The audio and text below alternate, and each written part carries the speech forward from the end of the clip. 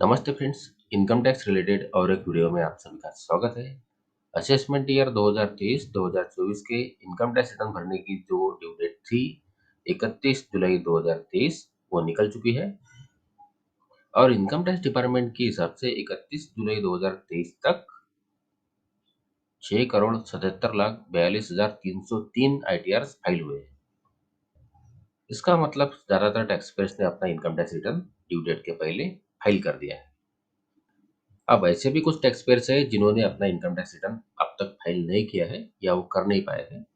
तो ऐसे tax payers का क्या होगा? तो ऐसे टैक्स पेयर को भी चिंता करने की जरूरत नहीं है।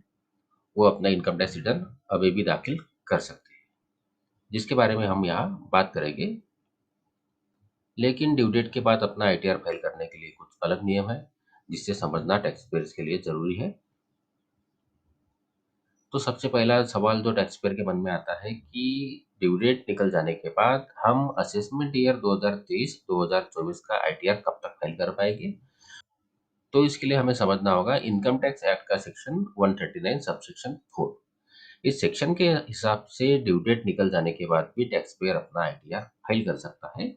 और जहां तक बात है असेसमेंट ईयर 2023-2024 की, तो टैक्स पेयर अपना ओरिजिनल इनकम टैक्स रिटर्न 31 दिसंबर 2023 तक फाइल कर पाएंगे। तो अगर किसी टैक्स पेयर ने अब तक अपना original income tax return file नहीं किया है, तो वो अपना ITR 31 दिसंबर 2023 तक फाइल कर सकता है।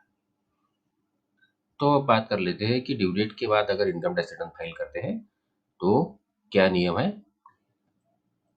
सबसे पहली जो बात है कि ड्यू डेट के बाद रिटर्न फाइल करने पर टैक्स पेयर को इनकम टैक्स एक्ट के सेक्शन 234A के अंतर्गत टैक्स के ऊपर इंटरेस्ट लगाया जाएगा। अगर टैक्स पेयर को अपने ITR के अंदर टैक्स पेबल है, तो उस टैक्स के ऊपर 1% प्रति मंथ के हिसाब से या उस महीने के हिस्से के लिए टैक्स के ऊपर इंटरेस्ट पे करना होगा।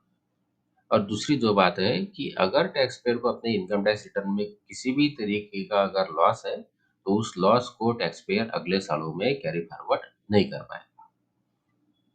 और तीसरी और सबसे इम्पोर्टेंट जो बात है वो है ड्यू डेट के बाद अगर ITR फाइल करते हैं तो सेक्शन 234F के अंतर्गत लेट फीस भरनी होगी। तो इस सेक्शन 234F के अंतर्गत जो लेट फीस लगाई जाती है वो मैक्सिमम 5,000 रुपए तक लगाई जाती है। अगर टैक्स पेयर की टोटल इनकम सारे डिडक्शंस माइनस करने के बाद 5 लाख रुपए से ज्यादा है, तो टैक्स पेयर को 5,000 रुपए की लेट फीस भरनी होगी। और अगर टैक्स पेयर की टोटल इनकम सारे डिडक्शंस कम करने के बाद 5 लाख से कम है, तो 1,000 रुपए की लेट फीस लगाई जाएगी। और अगर टैक्स पेयर की इनकम ही 2,50,000 रुपए से कम है, बेसिक एग्जेम्पशन लिमिट से कम है, तो किसी प्रकार की लेट फीस नहीं लगाई जाएगी।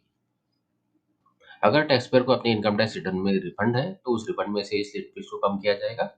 और अगर रिफंड नहीं है, तो टैक्स पेयर को चालान भरनी होगी और लेट फीस का पेमेंट करवाना होगा।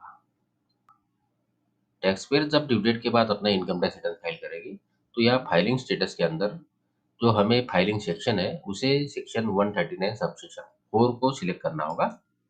उसके बाद सारी इंफॉर्मेशन भर के इस इनकम टैक्स रिटर्न को फाइल करना होगा। तो ये थी छोटी सी इन्फॉर्मेशन, ड्यू डेट के बाद इनकम टैक्स रिटर्न कैसे फाइल किया जा सकता है। आशा करता हूँ इस वीडियो की जानकारी आपको यूजफुल लगी हो।